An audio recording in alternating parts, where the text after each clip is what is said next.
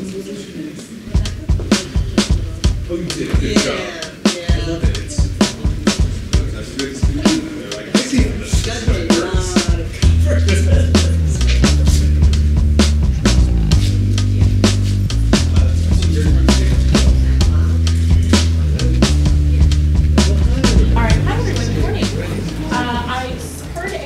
On Facebook, so I didn't have time to verify it.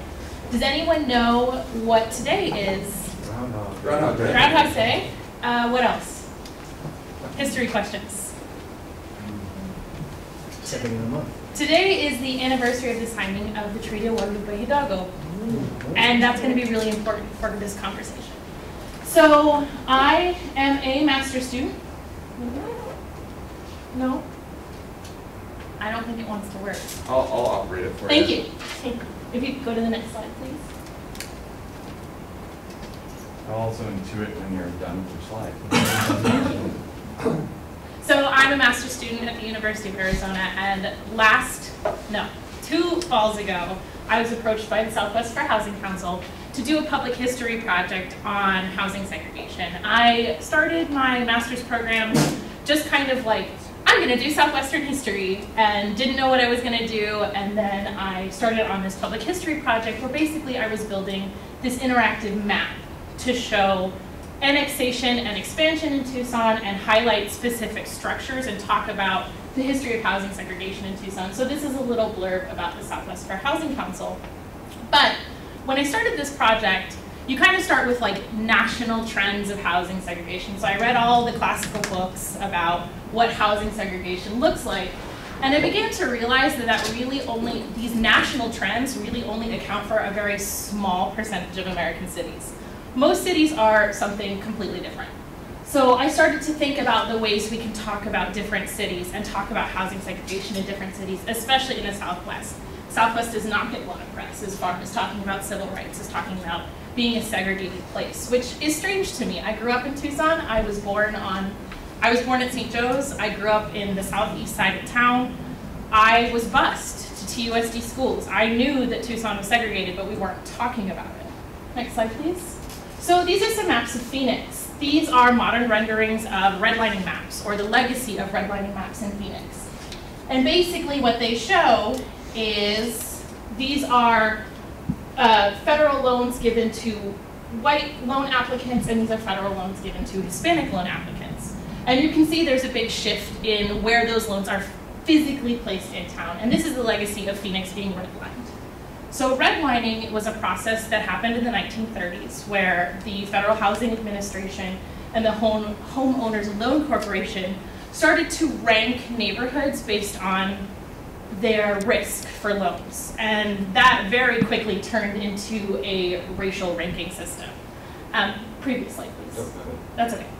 So Phoenix was redlined in the 30s, and as far as I can gather, Tucson was not. I don't buy that. You see very similar patterns. There are whispers of redlining in Phoenix.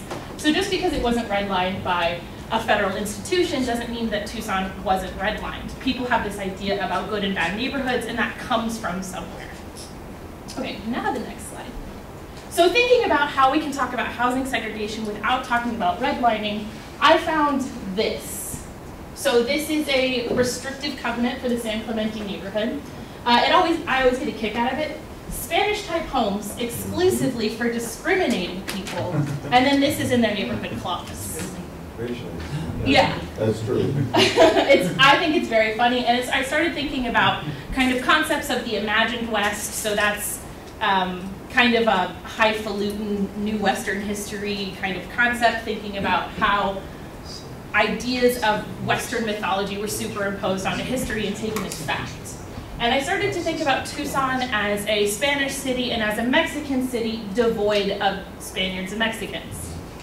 And this is kind of where my project took off. So I decided that what I wanted to do is I wanted to expand the definition of housing segregation and combine systems of de facto housing segregation and systems of de jure housing segregation, because these restrictive covenants are both.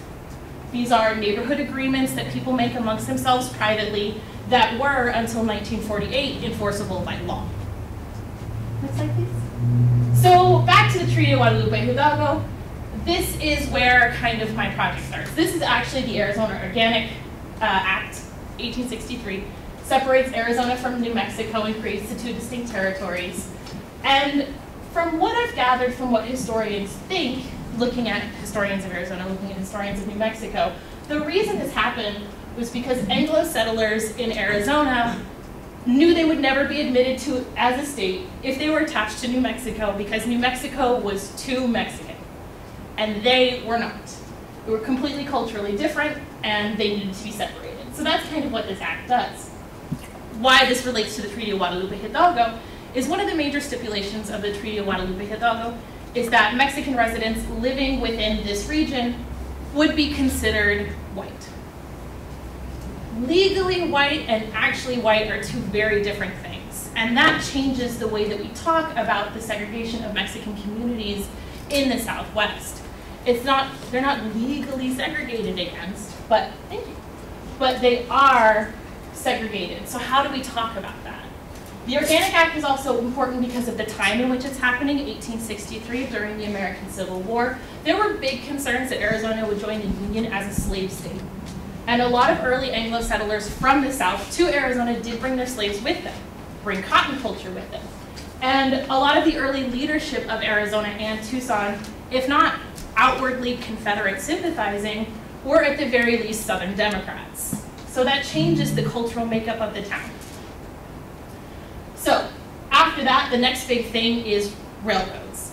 And my master's thesis looks at how transportation systems create exclusionary urban planning. So this is a quote from the Pope. His Holiness the Pope acknowledges with your appreciation the receipt of your telegram, informing him that the ancient city of Tucson has at last been connected by rail with the outside world, and sends his benediction, but for his own satisfaction would ask, where the hell is Tucson? Now this, according to True West magazine, is an apocryphal event.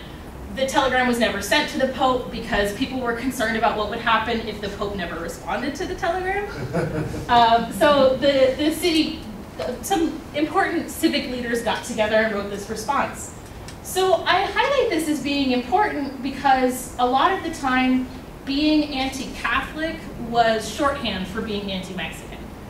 And this idea that the Pope would not know where Tucson is, considering how important the Diocese of Tucson is to not only Catholic history, but to the entire global structure of Catholic missionization, is a little ridiculous to me.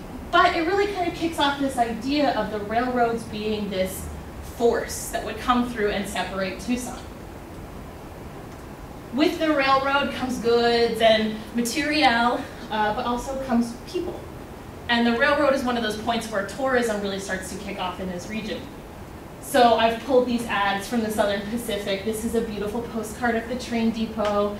This is kind of this, come to Tucson, the weather's really nice, it'll cure your tuberculosis. But what this doesn't get at is that the railroad creates a dividing line in town. And it's a historic dividing line where you can still see those same patterns where you have Anglo settlement to the north and to the east, and Mexican settlement to the south and to the west. In addition to looking at the railroad, my master's thesis also looks at the gridification of town. So here is downtown, and you can see a major shift in the way that the streets are gridded. So you have very regular streets kind of north of the railroad tracks and irregular streets south of the railroad tracks. And this becomes a very visual, very physical representation of the power struggle between Spanish and Mexican concepts of building and Anglo concepts of building. And ultimately, beyond the old parts of town, these grid-style streets are going to become the predominant way of thinking about how to build. In addition to that, I always think about the kind of eastward expansion of business. So thinking about how, as the city expanded, money moved to the east. So comparing Jacqueme's department store with the El Con Mall. And thinking about the ways in which downtown became a ghost town in the 60s and 70s, economically speaking, as far as what people conceptualized as the way people wanted to shop. So shopping malls, retail centers, things like that. This completely disregards the fact that there was multicultural exchange happening in downtown and had been happening in downtown forever. But it wasn't the kind of shopping which attracted tourists. So it wasn't the kind of building that was going to stick. This is associated with things like urban renewal. How do we attract tourists? How do we attract new people to come here? How do we attract the money? We do it through these shopping malls and not through these smaller department stores. Finally, thinking about tourism by itself, I am always fascinated by rodeo. I grew up, like I said, I grew up in Tucson, and I remember going to school during rodeo and learning how to square dance, learning to recognize and having to memorize ranch brands. And I thought that was normal until maybe about the 4th or 5th grade. I had a teacher who was like, "I'm going to level with you. This is a tourist trap." And I was like, "Oh, okay." So I started thinking about the ways in which Tucson used that imagined West image to create this kind of like cowboy playground, where tourists could come, they could do their shopping, they could go to their spas, they could see the ancient ruins of a past life, they could play cowboy, they could spend their money, and then they could go home. Again, same kind of thing. You have this really interesting, do I have a laser pointer? You have this really interesting ad where here in the back you see San Javier, and then in the foreground you see this presumably white couple, presumably upper middle class white couple. There is very little discussion between the two images. This is used almost as a prop for talking about Tucson. And this further highlights the difference between what Tucson wants to be and what Tucson is, according to these planners. So there's some resistance to this. People do not take being segregated laying down. And the thing that I wanted to highlight was this really interesting ad created by the Tucson Council for Civic Unity. Are you safe? Tucson's 5,000 Negro residents live in the shadow of Jim Crow. People are assuming that Jim Crow doesn't exist in Tucson and have to be told that it does. Tucson's 30,000 Mexican Americans live in the shadow of second-class citizenship. Tucson's 6,000 Jewish residents live in the shadow of anti-Semitism. Can you be secure when prejudiced people are allowed to discriminate? So these were conversations that people were having really early on. And then this thing. This is this is a newspaper article talking about Fisher v. Lohr, the Supreme Court case which ruled that Tucson schools were in fact still segregated and needed to do something to desegregate. So there's an argument as to whether or not schools are reflective of segregation patterns within neighborhoods, like are schools segregated because neighborhoods are segregated, or are neighborhoods segregated because schools are segregated? And I think that's kind of a self-fulfilling prophecy. I think the two things go together. So thinking about why in this moment, why so long after Brown v. Board, why in the late 70s does this become a problem? All right.